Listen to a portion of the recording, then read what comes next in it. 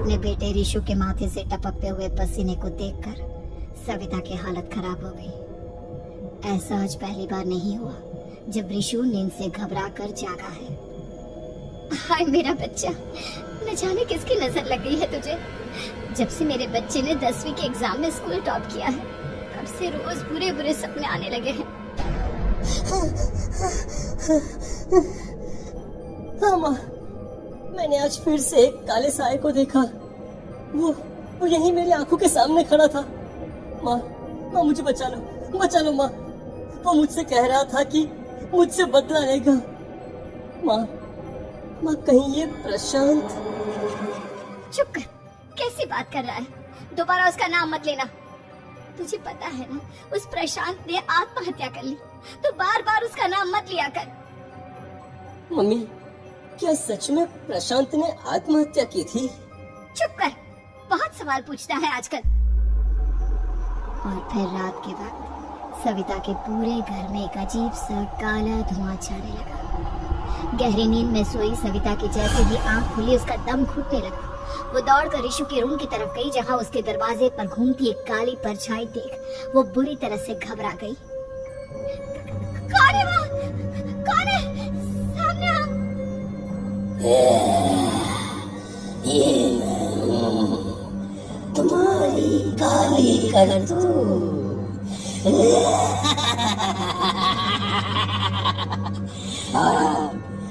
मैं तुम्हारे बेटे को ले जाने आया हूँ। नहीं, मेरे बच्चे को छोड़ दो प्लीज। मेरे ऋषु को कुछ मत करना। वो परछाई ऋषु के कमरे में घुस जाती है। सविता भी उसके पीछे पीछे दौड़ कर जाती है और देखती है कि अब वो साया साफ नजर आ रहा था। वो सर से पैर तक खून में सना हुआ था और उसके शरीर के सारे अंग कटे फटे हैं। क्या चाहिए तुम्हें? तुम जो बोलोगे मैं करूंगी, लेकिन मेरे ऋषु को छोड़ दो। उस परछाई ने ऋषु को गर्दन से पकड़कर दीवार के सहारे हवा में उछाल दिया। ऋषु जोर जोर से चिल्लाने लगा। माँ बचाओ मुझे, बचा लो माँ, ये मुझे मार डालेगा। माँ मुझे बचा लो माँ। नहीं ऐसा मत करो, मुझे मार दो लेकिन मेरे बच्चे को छोड़ दो। मैं तुम्हारे आगे हाथ जोड़ती हूँ। वो परछाई ऋषु को जमीन पर गिरा देती है और अचानक वहां से गायब हो जाती है। ऋषु, मेरा बच्चा, तू ठीक तो है ना? कुछ बोल बेटा, क्या हुआ है तुझे? मैं ठीक हूँ माँ। क्या हुआ था यहाँ पर? कुछ नहीं बेटा, कुछ नहीं। तू परेशान मत हो। हम कल ही गांव के बाहर जो तांत्रिक महाराज रहते हैं उनके पास चलेंगे। ठीक है माँ, हम जल्द ही उनके पास चलेंगे। मुझे बहुत डर लग रहा है माँ। ये बार बार मुझे डरावने सपने आना, ये सब हमारे साथ क्यों हो रहा है माँ? अगले दिन सविता अपने बेटे ऋषु को लेकर गांव के बाहर तांत्रिक के पास जाती है। जिस जगह पर तांत्रिक रहा करता था वो जगह बहुत डरावनी थी। चारों तरफ कंकाल और खूब भूतियां नजर आ रही थी। गांव से दूर वीराने में उस जगह पर जोर से आंधी चल रही थी। ऋषु ने डर कर अपनी माँ का हाथ पकड़ लिया। माँ मुझे बहुत डर लग रहा है। ये कैसी जगह है? देख बेटा, हमारे साथ जो कुछ भी हो रहा है उसका इलाज सिर्फ और सिर्फ ये तांत्रिक महाराज ही बता सकते हैं। अब यही है जो हमें प्रॉब्लम से बाहर निकाल सकते हैं। जैसे ही सविता और ऋषु तांत्रिक की झोपड़ी के अंदर पहुंचे, वहां का नजारा देखकर उनकी आंखें फटी की फटी रह गई। तांत्रिक की झोपड़ी के अंदर कई सारे लोग अपनी गर्दन घुमा घुमा कर जोर जोर से चीख रहे थे। कौन हो तुम और यहाँ क्यों आई हो? महाराज, मेरे बेटे को कुछ दिनों से एक डरावनी काली परछाई नजर आती है और कल रात उसने मेरे बेटे पर हमला भी कर दिया।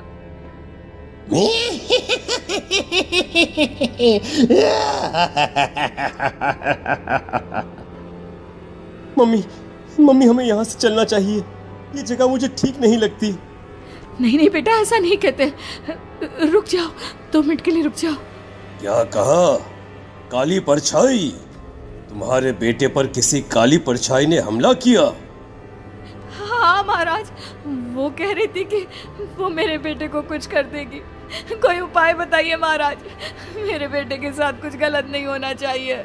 तुमने किसी दूसरे के साथ गलत किया है। तो तुम्हारे साथ भी गलत होकर ही रहेगा। तुमने किसी की जान ली है, किसी को मार डाला है तुमने। नहीं महाराज, मैंने ऐसा कुछ नहीं किया। मैंने किसी की जान नहीं ली। मुझे कोई उपाय बताइए। लगता है तुम इतनी आसानी से नहीं मानोगी।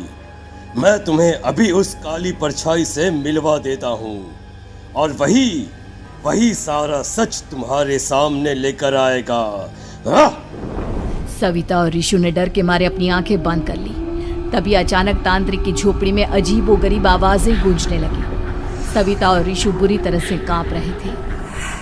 आंखें खोलो और अपने सामने देखो। क्या यही है वो जिससे तुम कल रात को मिली थी? बताओ मुझे। हाँ, इसने कल रात मेरे बेटे के ऊपर हमला किया था। ये उसी लड़के की भटकती हुई आत्मा है जिसे कुछ दिन पहले तुमने मार डाला था। मम्मी, ये महाराज क्या कह रहे हैं? क्या सच में आपने किसी की जान ली है, किसी को मार डाला है? अगर हाँ तो बताइए ना मम्मी, किसको मारा है आपने? किसको? तुम्हारी माँ इतनी आसानी से सच नहीं बताएगी बेटा। इसने एक बच्चे की जान ली है। कहीं उसका नाम प्रशांत तो नहीं महाराज? वो मेरा दोस्त है, मेरा मतलब मेरा पड़ोसी है। सही पहचाना। देखा सविता, तुम्हारा खुद का बेटा भी जानता है कि तुमने किसी के प्राणों की बलि चढ़ा दी और इसीलिए अब उसकी बुरी आत्मा तुम्हारे घर में भटकती है। मुझे माफ कर दीजिए महाराज, मुझसे बहुत बड़ी गलती हो गई। प्रशांत हमारे पड़ोसी का बेटा था। हर बार उसके नंबर मेरे बेटे से ज्यादा आते थे और इसलिए मैंने उसके कमरे के बाहर काला जादू किया था, पर मुझे नहीं पता था कि वो मर जाएगा। तुम्हारे उसी काले जादू वाली गुड़िया के अंदर एक बुरी आत्मा थी जिसने उस बच्चे के दिमाग पर बुरा असर कर दिया और उसी की वजह से उस लड़के ने अपनी बालकनी से कूदकर आत्महत्या कर ली। इसकी वजह सिर्फ और तुम हो, तुम। नहीं महाराज, जो कुछ भी हुआ मुझे नहीं पता था कि प्रशांत अपनी जान दे देगा। प्रशांत की आत्मा इस वक्त तुम्हारे सामने खड़ी है, हमसे बात करना चाहती है। बोलो क्या कहना चाहते हो? मैं जीना चाहता था, बड़ा होकर कुछ बनना चाहता था। आपके बेटे से मुझे कोई परेशानी नहीं थी। अरे वो तो मेरा अच्छा दोस्त था। मुझे माफ कर दो बेटा, मुझसे बहुत बड़ी गलती हो गई, मुझे माफ कर दो। माफ करने से मुझे वापस जिंदगी नहीं मिल जाएगी। मेरे माँ बाप आज भी मेरे लिए रोते हैं। आपने मेरे साथ बहुत गलत किया है, बहुत गलत। और तभी अचानक प्रशांत की आत्मा वहां से गायब हो जाती है। सविता जोर जोर से रोने लगती है। सुन लिया तुमने? ये तुम्हारे अपने ही किए हुए पाप हैं जो इस तरह से तुम्हारे सामने आ रहे हैं। माँ, ये आपने अच्छा नहीं किया। सिर्फ 10th बोर्ड के एग्जाम में मैं टॉप कर पाऊँ इसीलिए आपने मेरे दोस्त के ऊपर काला जादू कर दिया।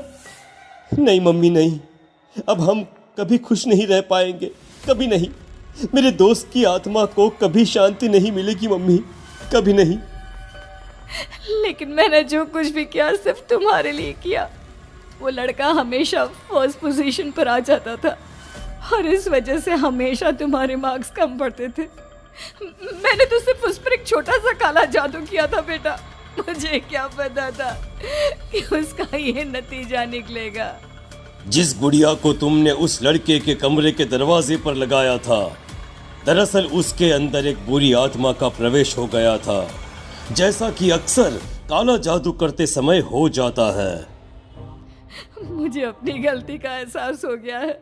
मैं प्रायश्चित करना चाहती हूँ। आप बताइए मैं क्या करूँ? प्रशांत के घर जाकर उस काली गुड़िया को वहां से निकालकर यहाँ लेकर आओ। मैं उसे आग में जलाकर राख कर दूंगा और उसके बाद प्रशांत की आत्मा को हमेशा के लिए मुक्ति मिल जाएगी। अगली रात सविता चुपचाप अपने पड़ोसी प्रशांत के घर जाती है। प्रशांत के माँ बाप प्रशांत की मौत के बाद उस घर को छोड़कर हमेशा के लिए वहां से चले गए थे।